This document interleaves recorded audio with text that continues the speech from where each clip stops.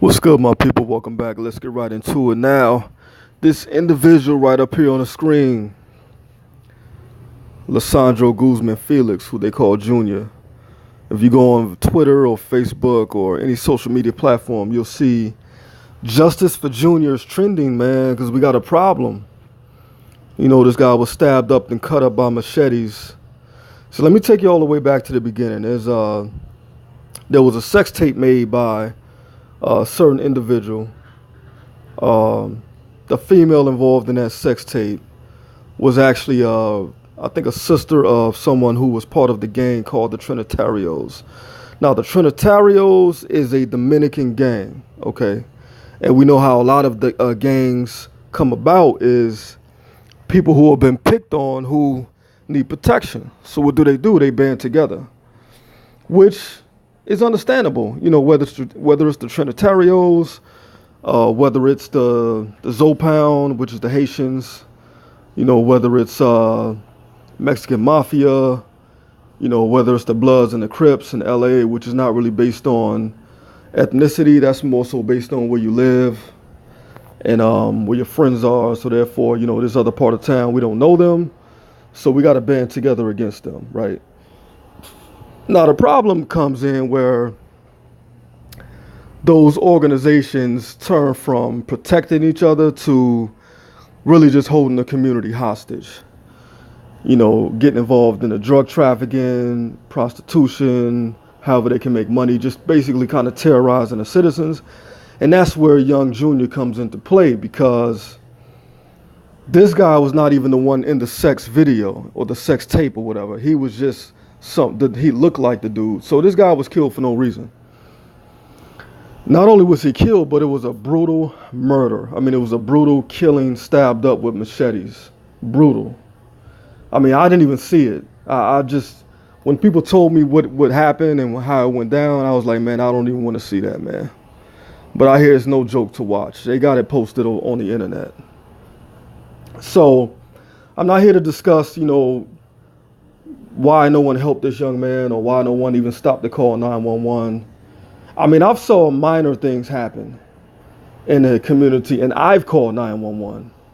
Matter of fact, if I looked around, I would be the only one that called 911. I remember one time I was pulling up to the grocery store, and these two ladies got into a fight.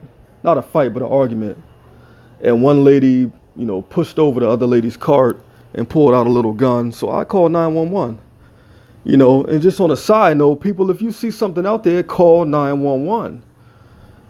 You know, if it's a serious issue, if somebody's being attacked, if somebody looks like, I remember one time I saw a guy in the middle of the highway, looking like he was on drugs. I didn't want dude to kill himself. I called 911. So I know 911, you know, sometimes you don't know what you're getting.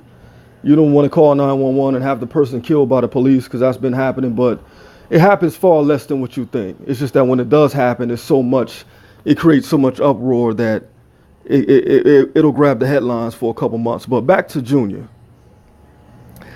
I hope now in the hip hop community we can stop glorifying this gang nonsense, man.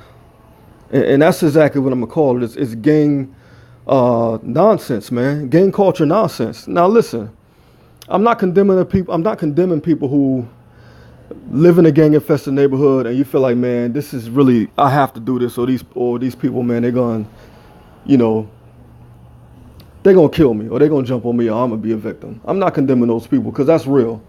I don't agree with it, but I understand it.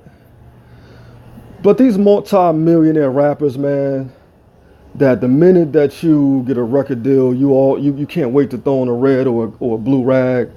First of all, I think that insults the people who really have to go through that to survive. Because you don't have to do that. You're just making money off that and getting fame off that and getting street cred off that.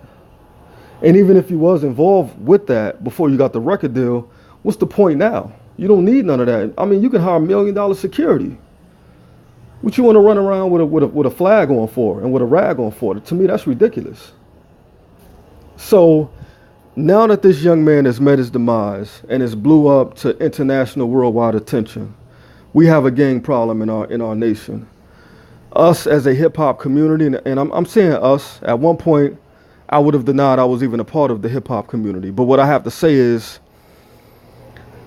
I love the art form, man. You know, I love the art form. You know, I don't participate anymore, but I still love the art form. You know, and I remember when people were trying to use it as a way out to be positive. You know what I mean?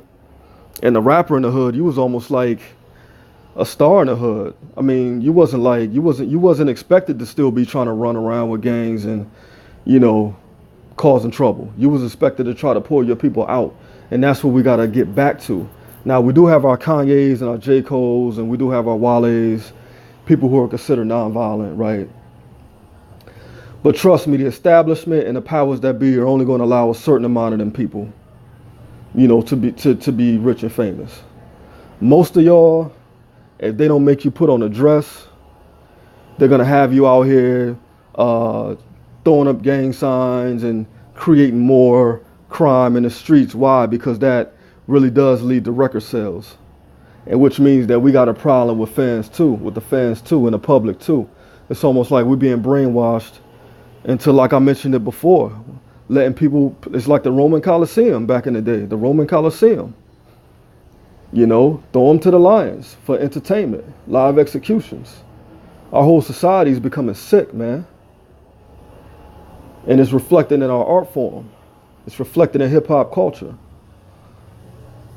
I'll say it again, hip hop culture is becoming gang culture. It's becoming death in prison culture. That's basically what it is. Back in the day, it used to be a way of escape. It ain't no way of escape now for you. Especially if you black or Latino, Spanish, oh, they're gonna use it. They're gonna use it to put more of a stranglehold on you. They're gonna use it to create more negativity among your people. They're gonna use it against you, the powers that be. And there is a spiritual side too, and we'll talk about that later on. But what I want to talk about today is, instead of getting on Instagram and getting on Facebook crying like people did when X died. Because we all know the next song that you put out is going to celebrate genocide anyway.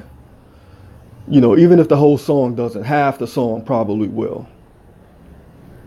Let's just switch up and change up the whole rap culture. And I can't blame this on rap music, you know, but look at the young brother up in Atlanta. What was his name? I'll think of it later. But Bankroll Fresh. He got killed a couple of years ago. They recently just shot up his mama house. So this is the level where they're going with you, young man. When you step out into the rap game and you say, oh, I got all these priors and I got all these felonies I'm known in these streets, I can use this to make some money too. This is the level where they're going with you. Not only are they coming to kill you, but they're coming to shoot up your mama house. So now it's not all about you. You got to think about your mama, bro. You got to think about your mama now. Not just you when you make these decisions. So anyway, back to the topic at hand. I really pray for this young man's family. I really pray for this young man's friends. We can't blame this on hip hop. But what I'm saying is hip hop, you have to understand that you help to ratchet stuff like this up. Because in your music of keeping it real, in these explicitly violent lyrics and actions, that a lot of what you say would condone something like this. Because in your own lyrics, you ain't supposed to have no heart. You're supposed to what? Put in work. In your lyrics. And you could say, oh, well, we're just playing and we just put that out there because that's what the record labels want. Don't play yourself, bro. Don't play yourself. Be true. If you be true to your art form, you will reap the benefits, even financially. You will. But you got to be true to you and stop chasing this fast money. Because your lyrics condone graphic violence by a gang criminal culture in the streets. It does. I'm not trying to put Junior's death on you all in the hip hop community. What I'm saying is your lyrics make things worse. And I've seen a couple of high profile rappers, all on the in some interviews, kind of condoning gangs and saying that it's cool and this and that. Dude, I guarantee you, you do not live in a gang infested neighborhood. I guarantee you don't. I guarantee you're not packing up, leaving out your mansion to go move into South Central or go move into Bankhead or go move into like, Southeast DC or, Liberty City, Miami, nothing like that. You staying right in your mansion. I guarantee you don't live in no gang infested neighborhood. And if it got like that, you sell your house and you get out. We all know gang infestation in a neighborhood does not produce a cool result. So why are you as a millionaire rapper trying to talk like it's cool? But I know why. And we'll discuss that on the next video. There's a reason why you're saying stuff like that. But we'll discuss that on the next video. So today all I want to say is justice for Junior. I heard through the grapevine that, his killers they have special protection in prison. Because a lot of prisoners saw this and didn't like how it went down, so their lives are in danger.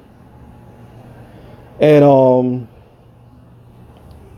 I just want to say, listen, man, y'all involved in this gang culture. A lot of y'all are not bad people. But you got to rethink of what you're contributing to, because the feds is involved now. I mean, it's a wrap. Feds is involved now. You're all up on social media throwing up signs. They got the RICO Act. So a lot of y'all is going to be going down. Because people are tired and stressed out, and they had enough of this foolishness, man. Once again, life and death is in the power of the what? Tongue. Life and death is in the power of the tongue. There is a way out. What did Christ say? Who the Son sets free is free indeed. What did Christ say? The devil comes to steal, kill, and destroy, but I've come so that they may have life and have it more abundantly. Give your life to the Lord Jesus Christ. God bless. Peace. And I'm out.